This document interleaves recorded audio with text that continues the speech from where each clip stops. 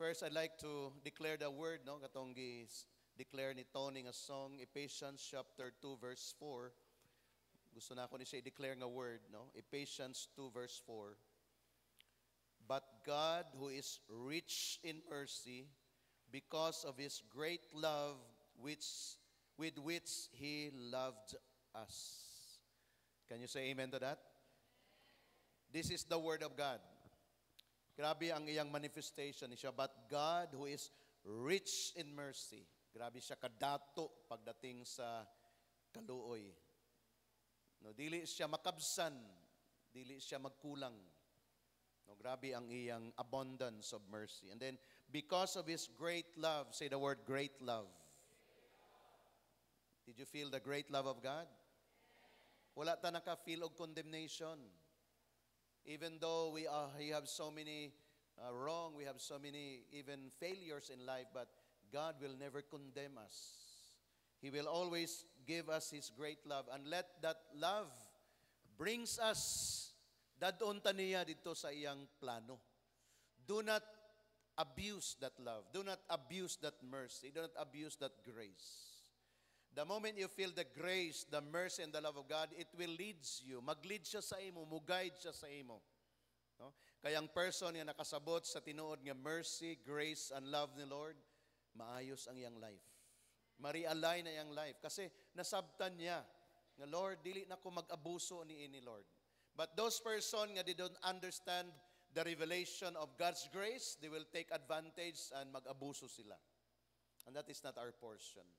Yes, nagsugod ta nga daghag mali, nagsugod ta nga daghag sayop. We have so many failures in life. Yes, we started on that because we are born, no? Gipanganak ta nga grabe ang na-inherit nga sala. But our God who is so loving, He came here in the person of the Lord Jesus Christ para i-restore back ang original design ni Lord para sa ato. That's why we are here to celebrate. This is a Sunday celebration. Why we celebrate? Because of what the Lord our God has done over our lives. That's why we celebrate. Yeah, the Bible said, because of His great love with which He loved us. Past tense. Dili kay about ka pa niya nga higugmaon. Kanabang conditional nga love. No. Our God, when He speak love, it is unconditional. Regardless of your situation, regardless of your status, God said, I love you because you belong to me. I belong to you. Therefore, mag-respond lang ta sa iya. And He said, great love, which He loved us. No? Pag mao ka to ang ginasik, mao to atong gipangita sa testimony nga atong nadungog, no, kaganina, wala pa niya nasabtan na yung relationship kay Lord. So, iyang gipangita ang iyang satisfaction to many things, other things. Kaya nag-develop siya jealousy, selfishness. Kasi nagapangita siya something na makatagbaw niya until one day, doon na siya decision nga gibuhat. And then the Lord, I believe by His grace, mercy, and love, the Lord is going to satisfy the life of Nicole and the rest of us. Can we give praise to God by clapping our hands for that wonderful declaration of life testimony? Amen. Let me bring your attention this morning. I believe this is a continuation of what we have already declared for several Sundays or even months and years as we continue to declare this year of great harvests. So this is a declaration from the Word, and someone believe, someone declare as well, and let these words be true to us. Mahitabo siya sa ato. 3 months na lang, today, or 4 months, September, October, November, December, 4 months to go, ang 2024, pwede na siya mag-end. Pero another year of 2025, pwede na po mag-start. That's according sa grace ni Lord para sa ato. But dili ta mo sugot nga dili mag-manifest ang year of the great harvest. Can I hear an amen? That's why in line with the revelation of the Word, we keep on declaring what the Lord is saying to us so that magbigin ka mag-believe. And then imong i-reposition ang imong kaugalingon. Repositioning is the key. Meaning mag-adjust ka. Dili si Lord ang mag-adjust, ikaw ang mag-adjust. Our God is the same yesterday, today, and forever. Kita ang mag-adjust so that mahaumta sa iyang perfect plan. And the moment na na-revelation sa will ni Lord, sa plan ni Lord sa imong life, then you have to make a realignment sa imong life. And then the moment God will bring forth His blessing, kumbaga sa Bisaya, sa pupo nimo, sa salod nimo, nga naman, you are in the right position. Our topic this morning is entitled, Living on the Level of Overflowing. Hallelujah. Last Sunday, na-remember niyo ang atong topic? It's all about what? Be sure. Gikinahanglan makasiguro ka that you are in the position of elevation. This morning, we need to live or living in the level. Akong gigamitan ng word na level because tayo mga tao nga gusto sila magpuyo na sa life of overflowing pero dili pa nila level. They are not yet there. Why? Because they are not in the right position. But this morning, this is a prophetic declaration I should declare to everyone that we need to live or living in the level of overflowing. Why overflowing? It's in the word of the Lord. Why overflowing? It's a design of God. Why overflowing? It is a declaration in the beginning that the sons and the daughters and the people of God whom nga nagput sa ilang trust in the Lord, your portion here on earth as we prepare for heaven, because heaven is for eternity, here on earth is temporary, but still God promised of what we called the promised land. A land flowing, see the word flowing, milk and honey. That is the promise. Yes, it is a promise first to the nation Israel, chosen nation of Israel, the Israelites people.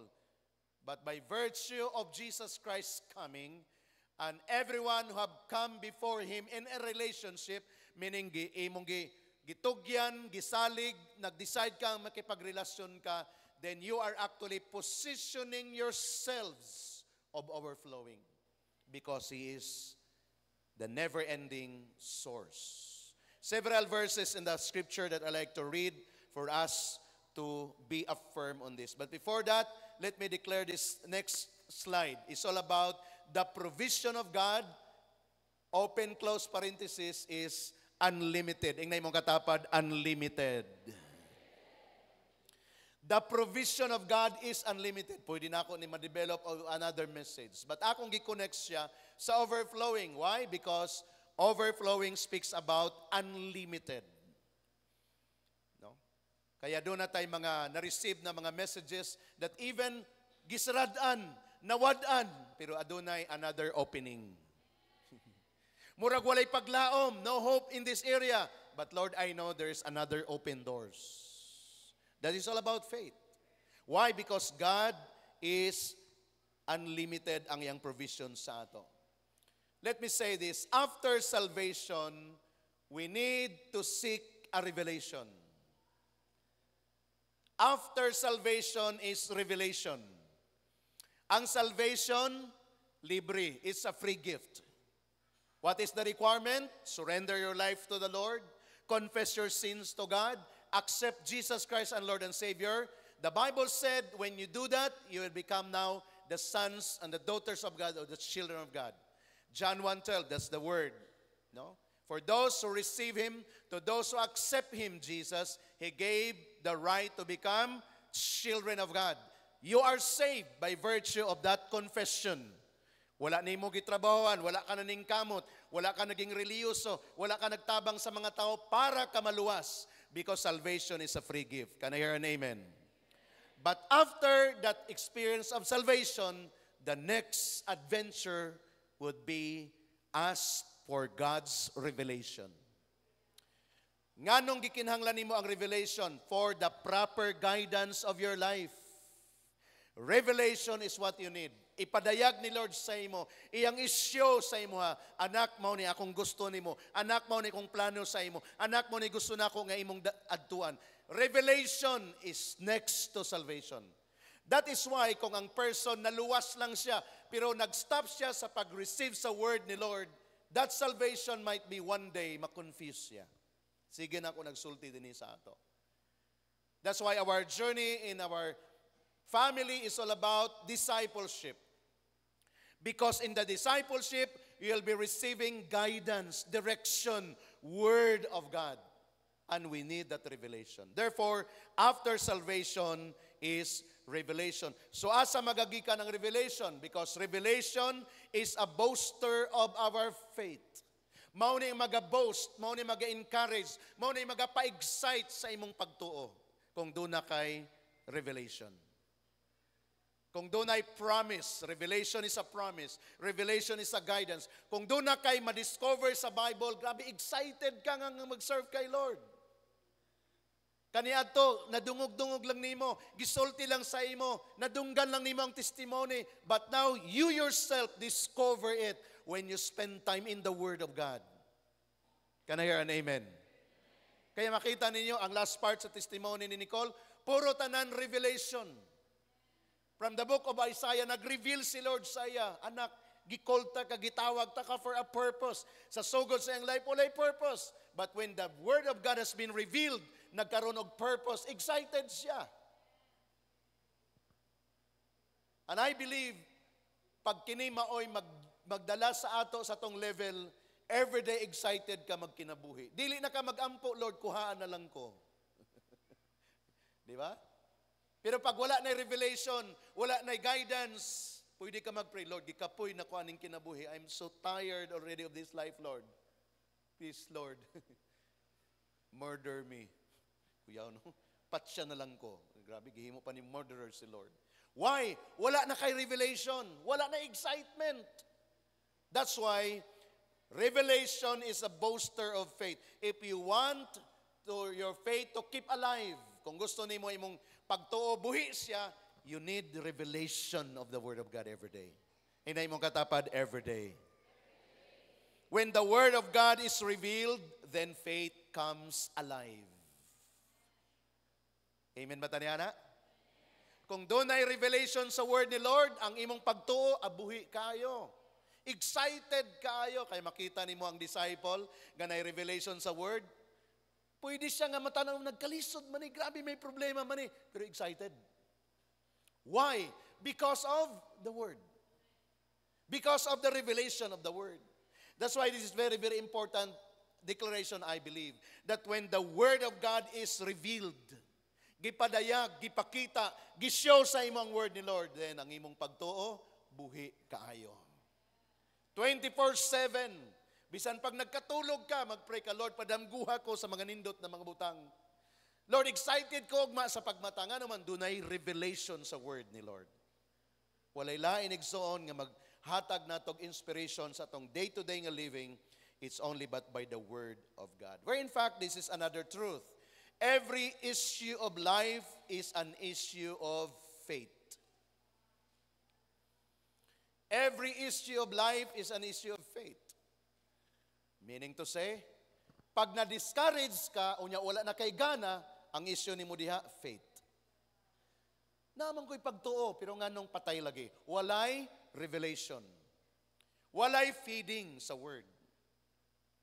Kaya din hinato gikuha ang atong mga linya nga bawal mag-declare og negative. Bawal mag-declare og mga discouraging words. Naa na, ayaw na pag-i-declare. Kaya bisag dili ni mo i-declare, naa na siya. So how can you fight against those negative? We need to have the revelation of the Word. Wala nato gidinay ang reality nga natay panginahanglan. Wala nato gidinay ang reality nga nagkalisod usahay atong kinabuhi. But wala dito nakasalalay sa atong nakita. Nakasalalay kung unsang gi-promise ni Lord. And that will make us different. Kaya dito sa atong gibasa before nga verse sa Bible sa Malachi chapter 3 verse 18, that in the last days there will be distinction between those who serve the Lord and those who do not serve the Lord. Between those who are righteous and those who are wicked. Grabe ang distinction. Even now, siguro di pa na nimo makita, but one day, magkaroon ng revelation, nga lahi ra gyud ning kinabuhi niya. Na siya'y problema, nagkalisod siya for some time, pero lahi siya ang iyang reaction. Lahi siya nag-respond. That even though na siya'y problem, pero mga ano makahimo pa siya pag-encourage sa uban. As if wala siya problem, pero na ay problem. Unsay nagtulak niya, revelation of the Word. That the moment mag-believe ka sa gihatag ni Lord, Lord, mo yung ka, I know you will take care of my need. I will, Lord, make myself available to help others. I know you will take care of my need. That is all about faith. That's why very important ang faith. Nga dili nato dapat siya ibaliwala, but instead atong tagaan og dako kaayo nga pagtagad. Visions and dreams is the language of the Holy Spirit. Visions and dreams. Dinhi nindot kayo nga atong i-develop. Unsa man imong ginadamgo, unsa man imong ginatan-aw sa unahan. Ayaw pagtan-aw og daot mga maot. Ayaw pag-declare og mga negative sa unahan. But instead, that vision and dreams, good dreams, great dreams, positive declaration of your life, coming from the revelation of the Word. Because the moment the Lord God will hear about those declarations from the Word, the Holy Spirit will now come and help you. Aron ka ng imong gusto nga mahitabo siya, even sa imong pamaagi, imposible, pero again, our God, nothing is impossible with Him. Mauna ang mag-inspire sa ato igsoon. That's why this morning, we need to live on the level of overflowing, because God is telling us, this is my plan, and I have a great purpose, reason, nga nung niya ka ibabaw na yung kalibutan. In this particular declaration, I like to say, how to build our faith? That's a question, and the answer is this. Ang atong faith ma-build when we keep on hearing and hearing the Word. Paano daw mapundar ang imong pagtuo? Nga lig-on siya. Paano siya nga ma-establish nga no matter unsay problema nga mabot, nagbarog ka, nagpadayon ka, when you keep on hearing and hearing the Word. Romans chapter 10 verse 17.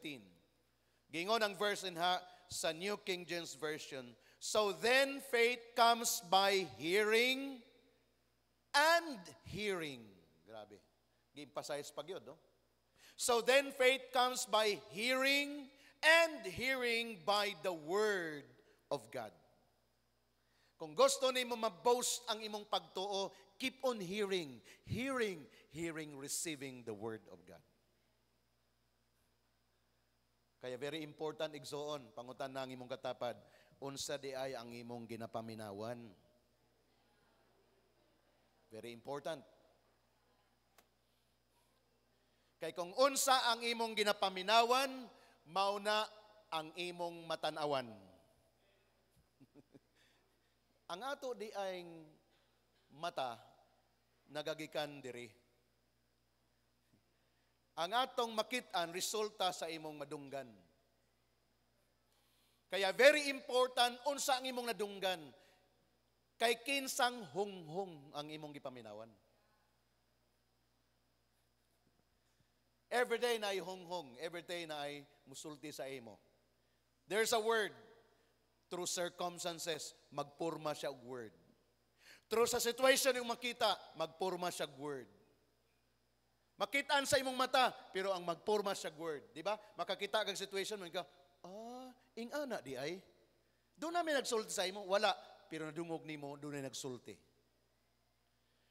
That's why Apostle Paul, iyang nakitaan unsa ka importante ang atong hearing. Ang pagtuo dili makita pero adunay ebidensya. Pero paano nag-boast ang imong pagtuo kung unsa ang imong nadunggan? That's why kini nga verse is very important. Kaya matag adlaw gina-challenge kita, keep on hearing the word. Keep on receiving the word.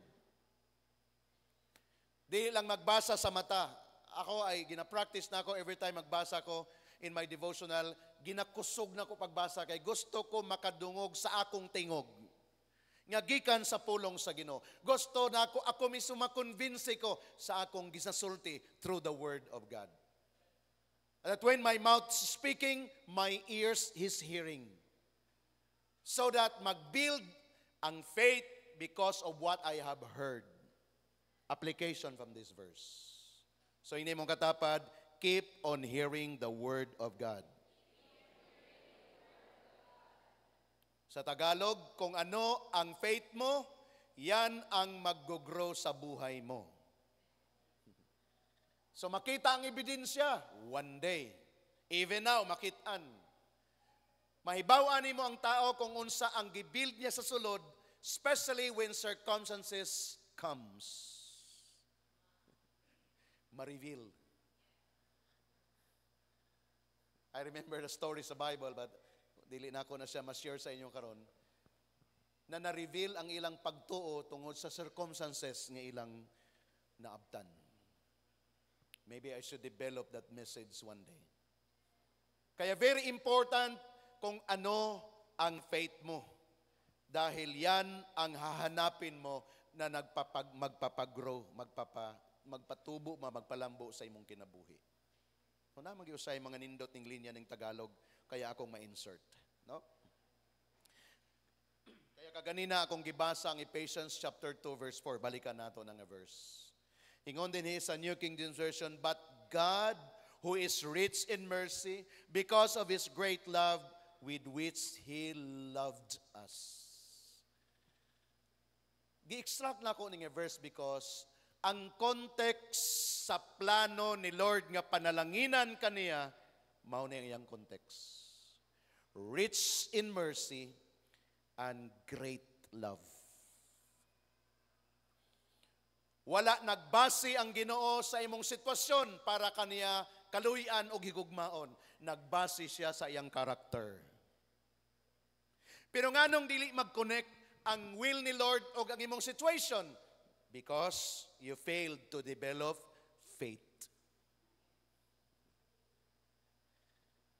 Na mga situations ay mo abot ang blessing, grabe, wala ni mo gi-honor si Lord. Nakuratan ka sa blessing, you failed to connect. Doon ay mga negative situation about sa imong life, you failed to connect to God. As if, ingon, gisilutan naman ko siguro ni Lord, grabe naman akong salagod gibuhat, you failed to connect. Because the Lord will never act according to our actions. There's a verse in the Bible, in the book of Psalms, it says there, the Lord never respond as our sins deserve. Powerful nga verse. Therefore, the Lord will never condemn us. Wait until the judgment day. Dito na ang great separation. But now, rich in mercy. Grabe ang love ni Lord sa ato. That where in fact, in the last days, those He loved, iyang i-preserve ang life because He loved so much. Kaya din naghugot igsoon ang declaration in my heart that we need to live our lives in the level of overflowing. Because our God whom we serve is a God who is unlimited. Ayaw lang dayon pag-isip of overflowing blessing material. Magsugod ang tanan sa overflowing love ni Lord. Can I hear an amen? Kay maunay pinaka-security nga dapat atong ma-receive today. Because ang pinaka-issue karon sa kalibutan is the issue of who loves me. That's why daghang kayo na disgrasya. No one loves me anymore. Kaya mangita na lang bisag kay kinsa. One after the other. The issue is all about love, acceptance. That's why when I think about living a level of overflowing, it's all about the overflowing love of God for you, no matter who you are. Can I hear an amen to that? Igsoon, pag na-receive ni mo nga message, ikaw kining tao nga grabe ka secured ang life ni mo while living here on earth. So secured. Why? You receive the overflowing love of the Father. Live your life according to this context. Kaya again, balik ko na ako, ang kalibutan, puno sa confusion. O sa diyang imo silang idil, nganong gibuhat na niya, ang iyang tubag, in the name of love. Nganong ang lalaki ma-inlove sa iyang isig katao nga lalaki, pangutan na, ngano man, in the name of love. Nganong ang lalaki minyo na naigugma pagyapon sa lain o iya pagyapong giadtuan o gimintinar, pangutan na, ngano man in the name of love. The same word that comes from God is the same word na nag-take advantage si si Satan. O kung saan iyang purpose, he came to steal, to kill, and to destroy. And for some time, Satan became successful. Dagan kayong pamilya, gubot, guba, bungkag, and everything. Pangutana, nga naman, in the name of love. Without the proper revelation of the Word of God, people will succumb to any kind of per se solution, but not the solution that comes from God. Praise the name of the Lord. For God has given us this opportunity to know Him.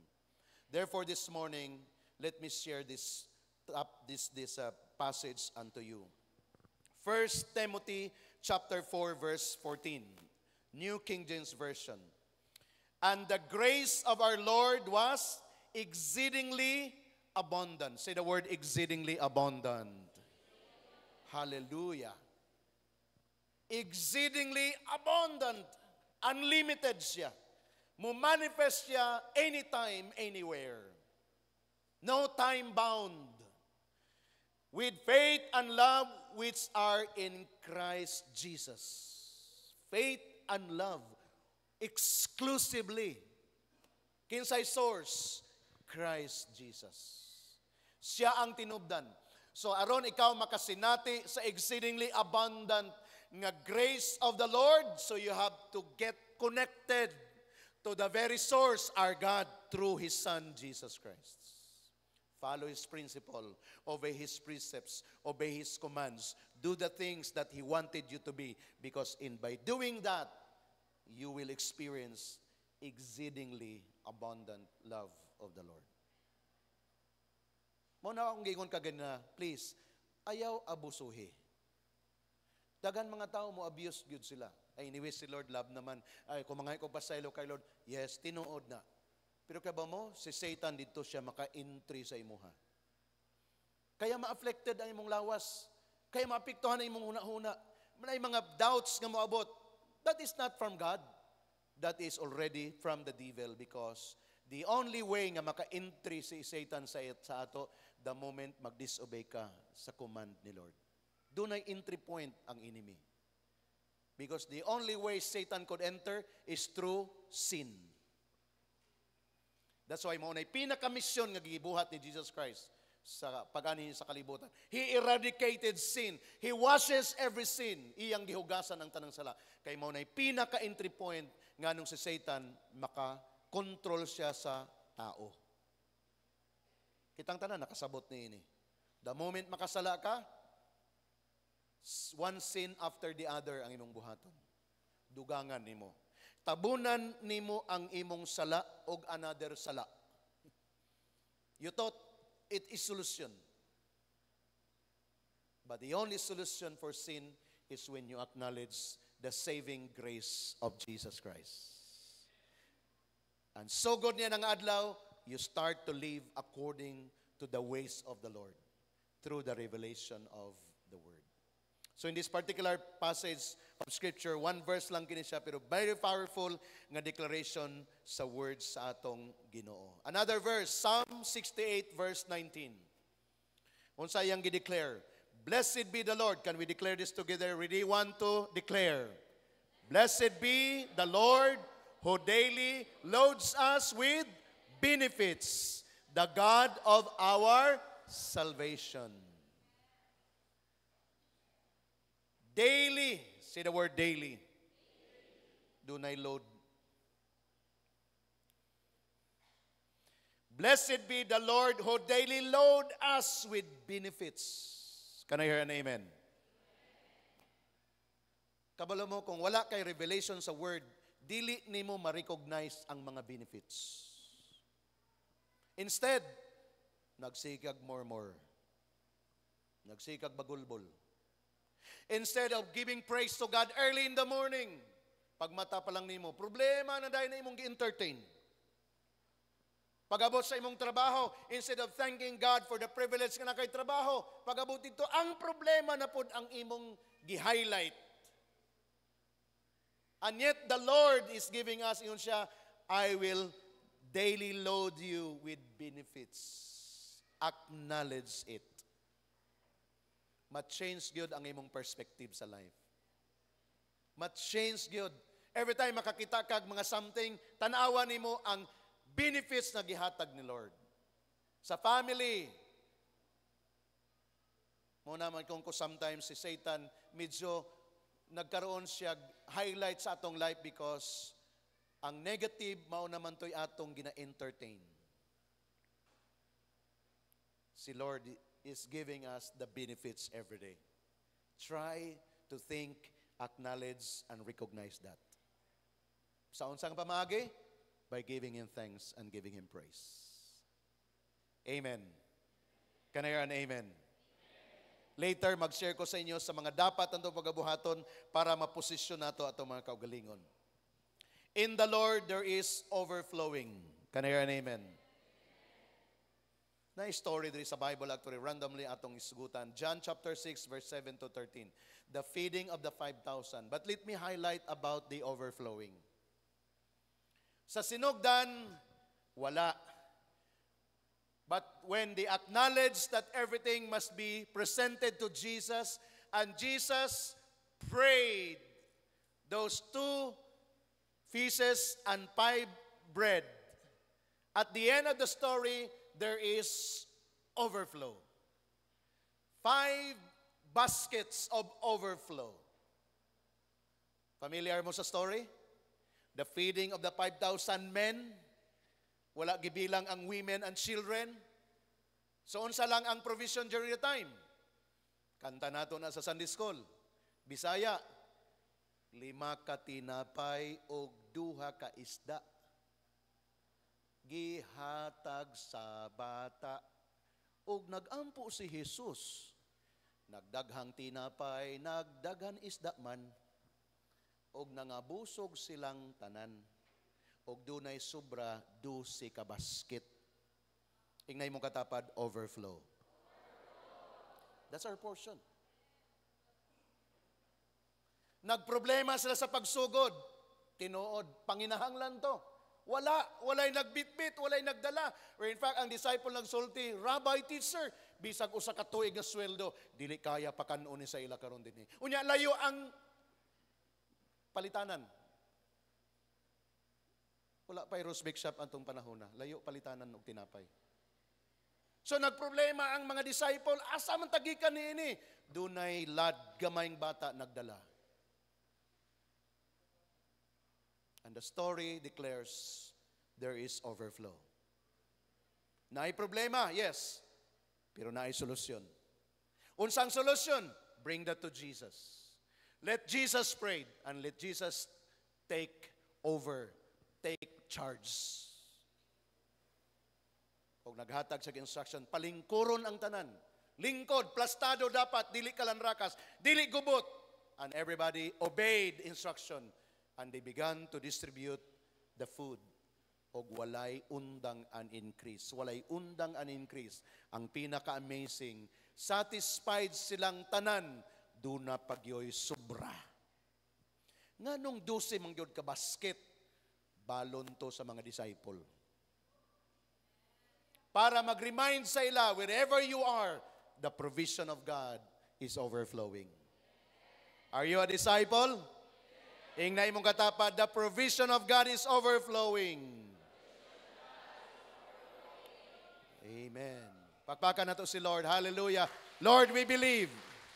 We believe. We believe. Psalm 23, verse 1 to 6. Atong bisitahan nga chapter sa Bible. Because this is a declaration. No, in my Bible speaks about our God is the shepherd. He is our shepherd. O gihimong personal ni David. Gi-personal niya pag-declare. But actually, He is the shepherd of His people. The Lord, the shepherd of His people. Mao ka na ang Psalm 23. Pag ikaw, kataw anak sa Diyos, doon na kay shepherd. O kanang imong shepherd, never siya nga magkulang nimo. Let us declare this because ingon dinhi is all about I, and I. David declares, let's declare together with David. Ready, 1, 2, read. The Lord is my shepherd, I shall not want. He makes me to lie down in the green pastures. He leads me beside still waters. He restores my soul. Declare it. He leads me in the path of righteousness for His name's sake. Yea, though I walk through the valley of the shadow of death, I will fear no evil, for you are with me. Your rod and your staff, they comfort me. You prepare a table before me in the presence of my enemies. You anoint my head with oil. Declare, my cup runs over. Verse 6, surely goodness and mercy shall follow me all the days of my life, and I will dwell in the house of the Lord forever. Say amen. This is David, but by virtue of your walk with God through Jesus Christ, you can claim it as well. And this is the Word of God.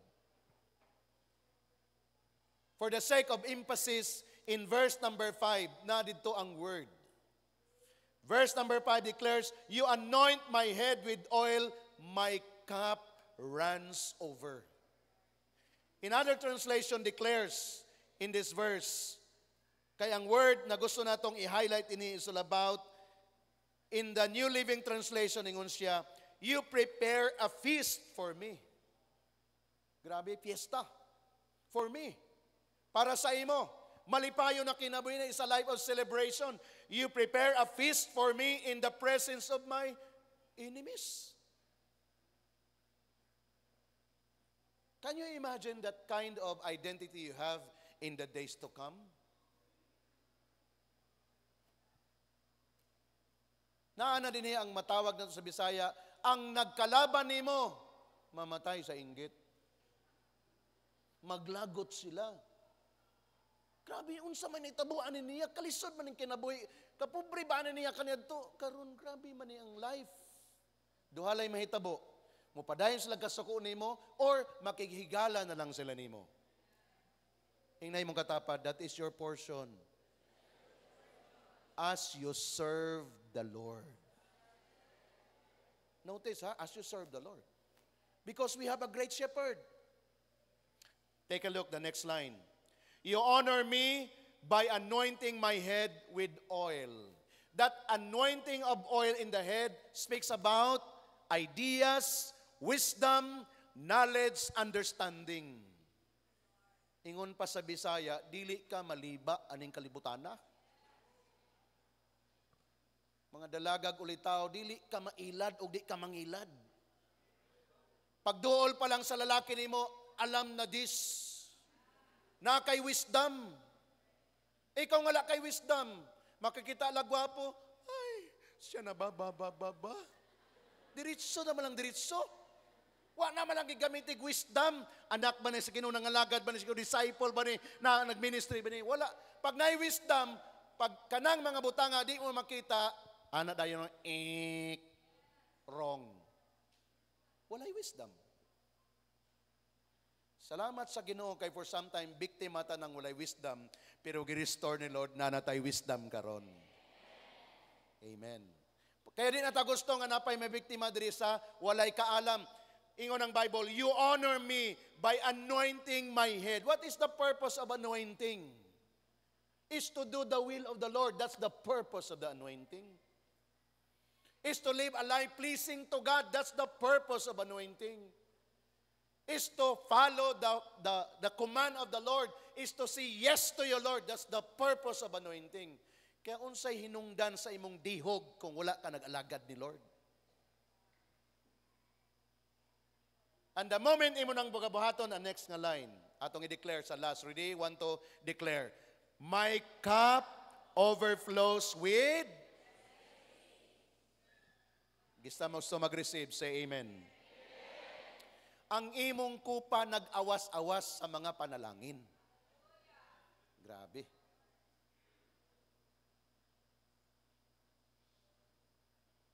Kung gamitan nimo nag-logic sa imong kaugalingong kaalam, mayon ka nga, sobra naman po na eh.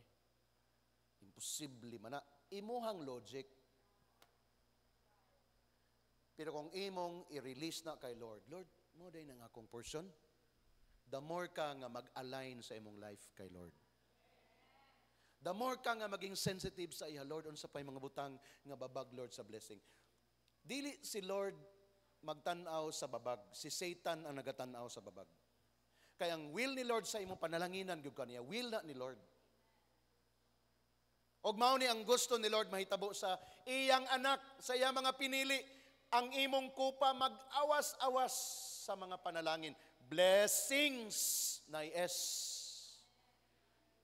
Hingnay mong katapad, tanang aspeto sa imong kinabuhi.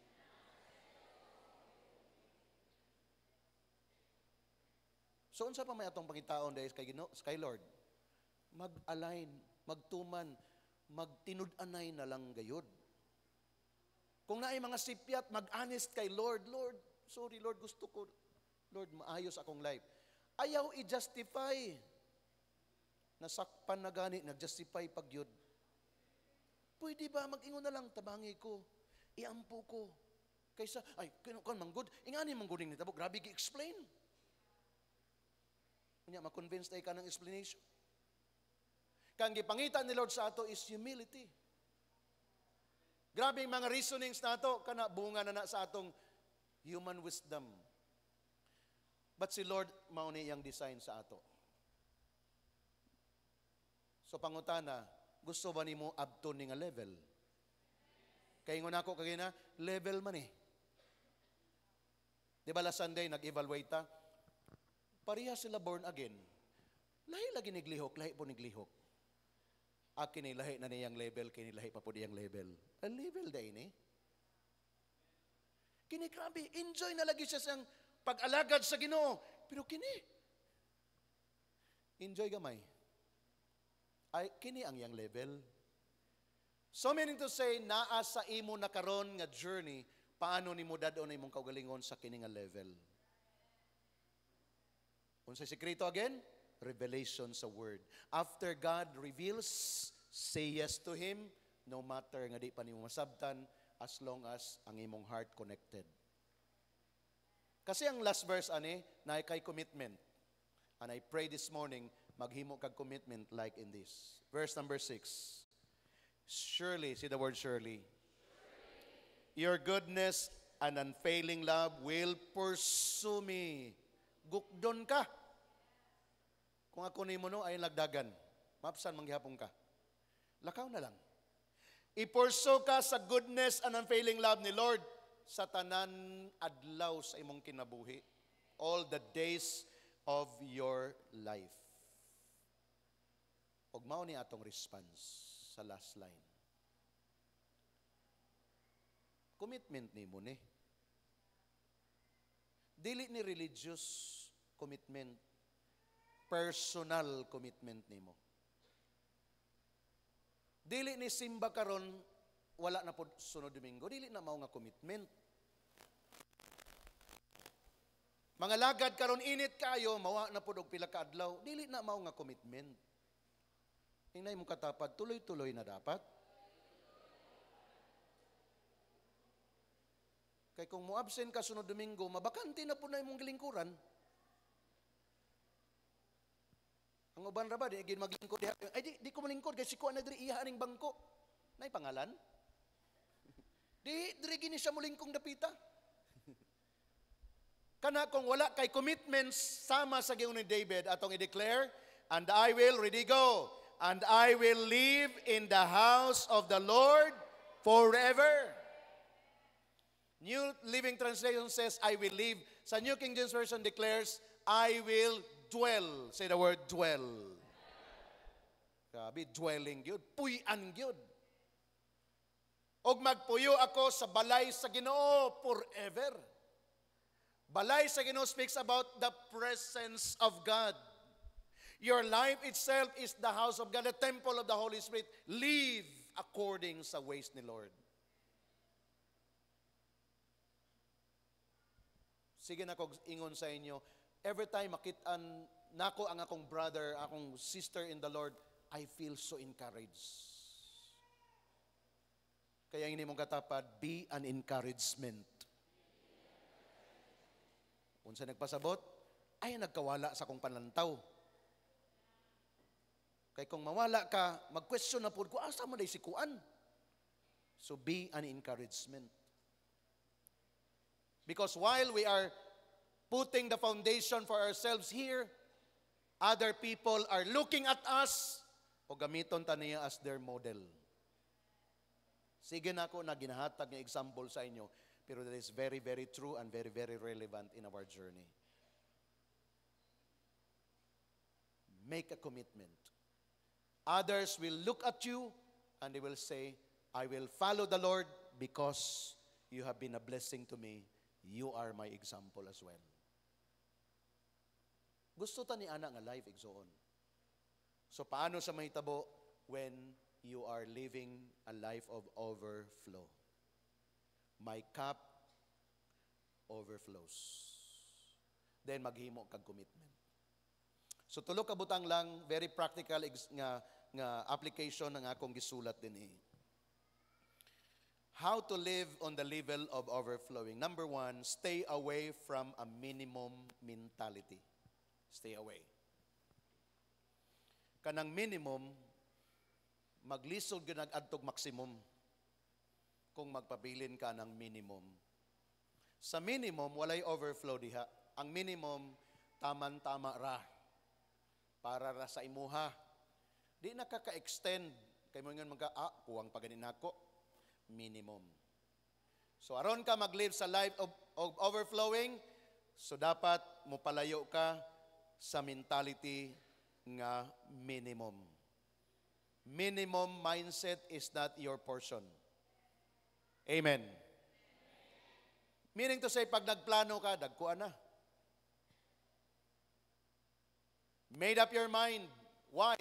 By virtue of your connection to God, that you are living or serving a God of miracle, a God who provides unlimited, then you have to connect your mind. But wait upon His perfect timing. Number 2, develop an overflowing mentality. Paano ka mag-develop sa overflowing mentality? Again, hearing and keep on hearing and keep on hearing the Word. Back to the original design. And then let that Word minister to your mind. And when that Word minister to your mind, position yourselves so that when you are ready and prepared, the blessing will come because you are now ready. So develop, say the word develop.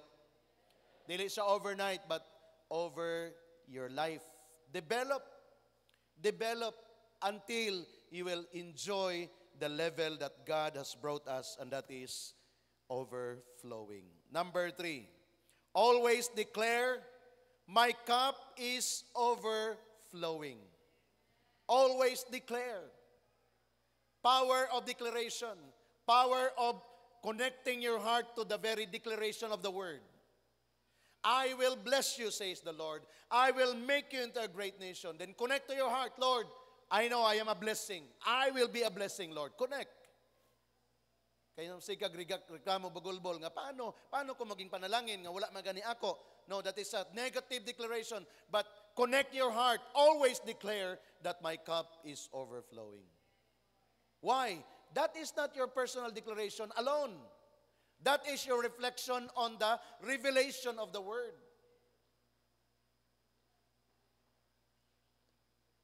That's why when God opened our minds and our hearts, sa Bisaya pa, dili na ta makaluluoy. We are not beggars anymore.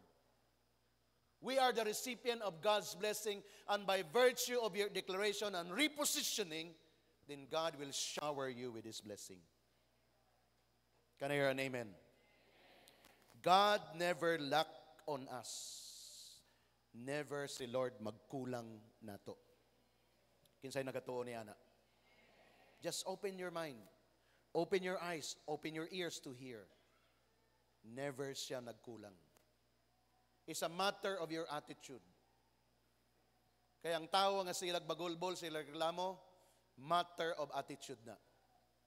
Ang tinuod kana nga tao, grabe na nag-blessing. Pero nahadlok siya. Kasi wrong ay ang mindset. Basig mawadaan siya, basig mawalaan siya, basig kuhaan siya. Kasi nakasayod sila nga grabe kog bless. No. Portion na tong tanan igsoon. Why? Because God is telling us, this is my plan. I have a plan, great plan. Never disaster akong plano ninyo. My plan for you is for you to become prosperous, successful, giving you the great, bright future. Can I hear an amen? That's your portion. Isiguro man ka, Pastor, asa man? Wait upon it. Keep on connecting to God. Keep on realigning yourself to God. And that one day surely come. He will shower you. He will shower you. Mag-declare ta this morning. Doon ay song actually nga gusto na akong iawit na to. Kining awit Tagalog, di ka nagkulang. Make this as your personal declaration this morning. Kahit kailan, di ka nagkulang. Biyaya mo sa akin ay nakalaan. Amen? I-declare ni muna this morning. And then the flow of the great blessing of God, the overflowing blessing of God will run after you as you declare that this is the identity of the God whom we serve. Shall we all stand?